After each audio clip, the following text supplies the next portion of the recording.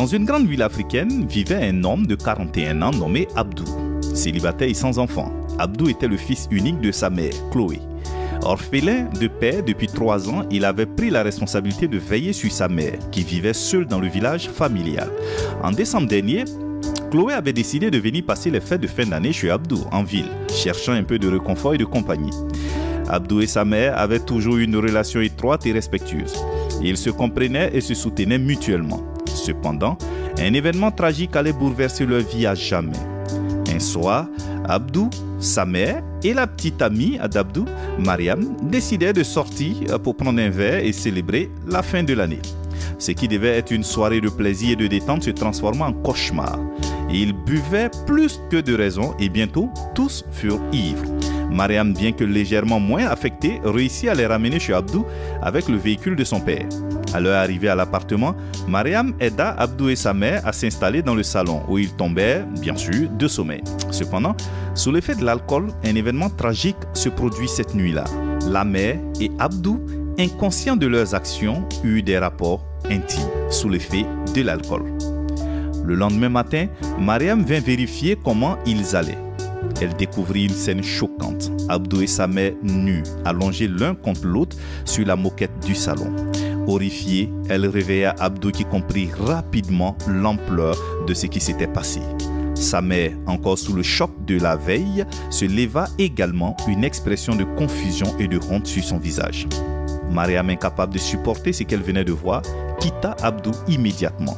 Leur relation prit fin ce jour-là, ajoutant une couche supplémentaire de douleur et de culpabilité à la situation déjà tragique. Les jours suivants furent marqués par un silence lourd et une tension palpable. Abdou et sa mère évitaient de parler de ce qui s'était passé, chacun essayant de comprendre comment il avait pu en arriver là. Cependant, le silence ne pouvait durer éternellement.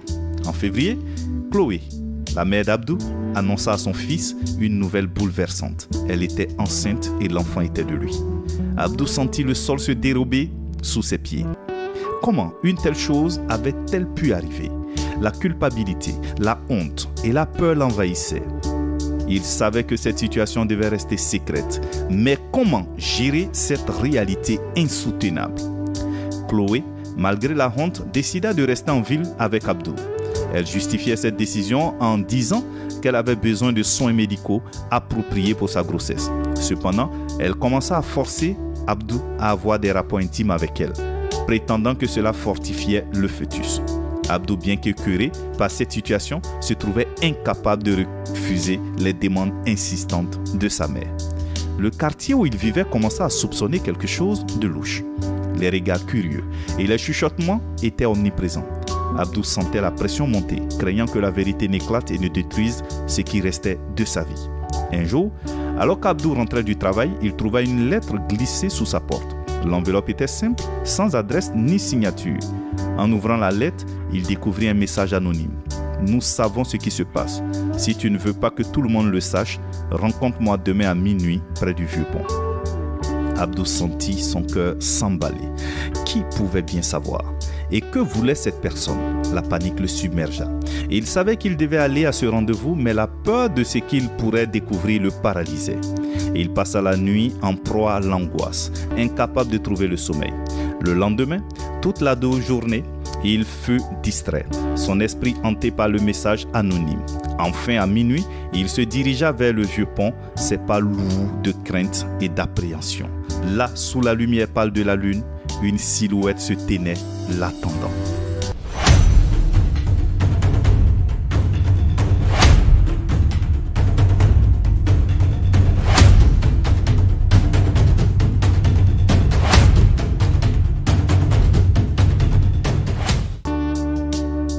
Abdou approcha la silhouette avec précaution, son cœur battant à tout rompre. Lorsqu'il arriva suffisamment près pour distinguer les traits de la personne, il reconnut son voisin Moussa. Moussa était un homme discret, mais il semblait toujours savoir ce qui se passait dans le quartier. « Moussa, c'est toi ?» demanda Abdou, sa voix tremblante. Moussa se tourna vers lui, un sourire froid sur les lèvres. « Oui, Abdou, je suis surpris que tu sois venu. » Abdou serra les poings, tentant de maîtriser sa colère et sa peur. « Que veux-tu, Moussa ? pourquoi m'as-tu fait venir ici? Moussa fit un pas en avant, son expression devenant plus sérieuse. Je sais ce qui se passe entre toi et ta mère, Abdou. J'ai vu des choses et je ne suis pas le seul à avoir des soupçons.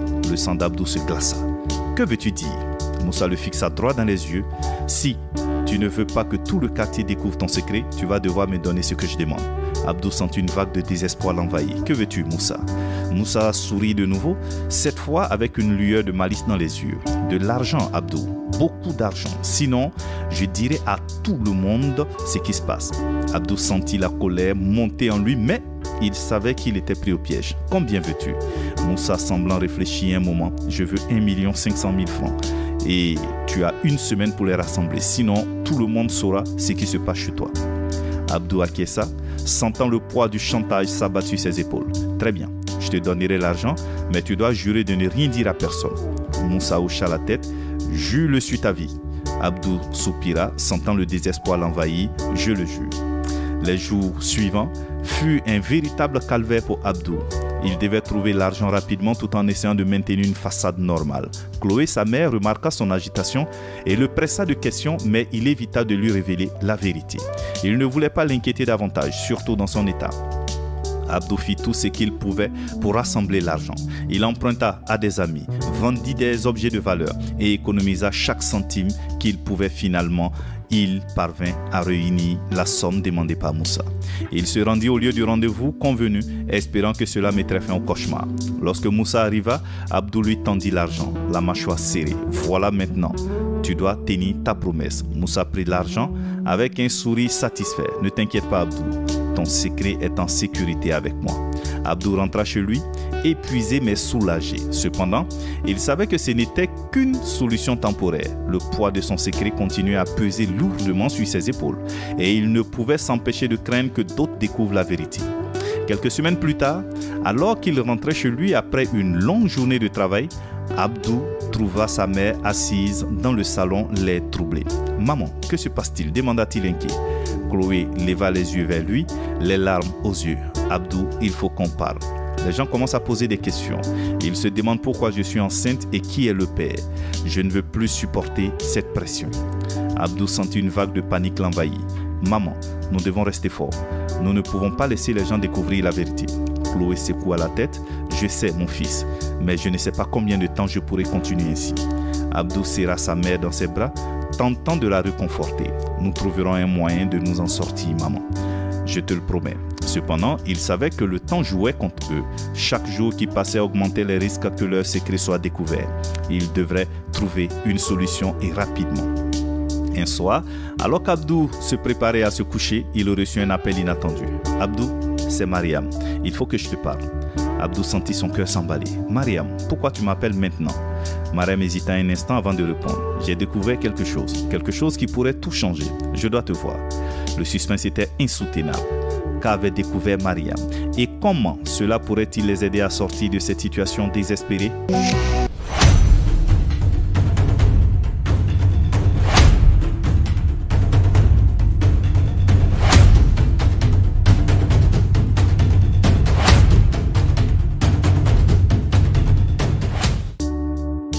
Abdou se hâta de rejoindre Mariam au lieu de rendez-vous qu'elle lui avait indiqué. Son esprit était en proie à une multitude de questions et d'angoisses. En arrivant, il la trouva assise à une table, son expression grave et déterminée. « Mariam, qu'as-tu découvert » demanda-t-il immédiatement. Mariam prit une profonde inspiration avant de parler. « Abdou, après notre rupture, je ne pouvais pas arrêter de penser à ce qui s'était passé. J'ai commencé à faire des recherches et à parler à des gens. J'ai découvert donc que Moussa, ton voisin, a un passé très trouble. Il a déjà été impliqué dans des affaires de chantage. » Abdou sentit une vague de colère monter en lui. Alors, il a donc probablement prévu tout cela depuis le début. Mais comment cela nous aide-t-il? Mariam continua. J'ai aussi parlé à un avocat. Il m'a dit que nous pourrions utiliser cette information pour retourner la situation contre Moussa. Si nous pouvons prouver qu'il nous fait chanter, nous pourrions non seulement le faire arrêter, mais aussi détourner l'attention de ton secret. Abdou se sentit à la fois soulagé et nerveux. C'est une bonne nouvelle, Mariam. Mais comment pouvons-nous prouver le chantage? Mariam sortit un petit enregistreur de sa poche. J'ai enregistré notre dernière conversation. Il admet qu'il sait ce qui se passe et qu'il demande de l'argent pour garder le silence. C'est suffisant pour commencer. Abdou prit l'enregistreur, sentant un poids se soulever de ses épaules. Merci Mariam, tu n'avais pas à faire tout cela pour moi. Mariam le regarda avec douceur. Abdou, malgré tout ce qui s'est passé, je tiens encore à toi. Je ne pouvais pas te laisser seul face à cette situation. Avec cette nouvelle information, Abdou se rendit immédiatement au commissariat. Il expliqua donc la situation et remit l'enregistrement à l'inspecteur chargé de l'enquête. L'inspecteur écouta attentivement l'enregistrement et hocha la tête. C'est une preuve très solide. Nous allons arrêter Moussa et enquêter sur ses activités. Quelques jours plus tard, Moussa fut arrêté effectivement pour chantage et extorsion. L'affaire fit donc un grand bruit dans le quartier, mais l'attention fut détournée de la situation d'Abdou et de sa mère, pointant. Néanmoins, il put respirer un peu plus librement. Cependant, la grossesse de Chloé continuait d'attirer l'attention. Les soupçons et les rumeurs persistaient et Abdou savait qu'il ne pouvait pas garder le secret éternellement. Il décida qu'il était temps de parler ouvertement à la famille élargie. Grâce à une rencontre avec sa famille, il expliqua en détail ce qui s'était passé en omettant certains détails pour préserver un minimum de dignité. Les réactions furent variées, choc, colère, tristesse, mais ce qui prédomina fut une volonté de comprendre et de soutenir. Après son explication, une tante se leva et prit la parole. « Abdou, nous sommes ta famille. Ce que tu as vécu est terrible, mais nous sommes ici pour te soutenir. Nous trouverons une solution ensemble. » Les semaines suivantes furent remplies de discussions et de plans. La famille d'Abdou décida d'envoyer Chloé dans un centre de soutien pour femmes en détresse et où elle pouvait recevoir l'aide et les soins nécessaires pour sa grossesse. Abdou, quant à lui, commença une thérapie pour gérer son traumatisme et reconstruire sa vie. Le jour où Chloé devait partir, Abdou l'accompagna à la gare. « Maman, je suis désolé pour tout ce qui s'est passé. J'espère que tu trouveras la paix et le soutien dont tu as besoin. » Chloé, les larmes aux yeux, prit la main de son fils. « Mon fils, je suis désolé de t'avoir entraîné dans cette situation. Je t'aime et je suis fier de toi. Nous allons surmonter cela ensemble. » Alors que le train s'éloignait, Abdou sentit un mélange de tristesse et d'espoir. La route vers la guérison serait longue et ardue, mais avec le soutien de sa famille et de Mariam, il savait qu'il pouvait reconstruire sa vie. Quelques mois plus tard, Mariam et Abdou se retrouvèrent dans le même café où elle lui avait révélé les informations sur Moussa. « Comment te sens-tu maintenant, Abdou ?» demanda Mariam. Abdou sourit faiblement. « Je me sens mieux, Mariam. Merci pour tout ce que tu as fait. Je ne sais pas ce que j'aurais fait sans toi. » Mariam prit sa main. « Nous avons tous besoin d'aide parfois, Abdou. L'important est que tu avances et que tu trouves la paix. » Alors qu'il partageait un moment de silence, Abdou sentit une lueur d'espoir renaître en lui. Le passé était douloureux, mais l'avenir semblait un peu plus lumineux. Avec le soutien de ceux qu'il aimait, il savait qu'il pouvait surmonter n'importe quel obstacle.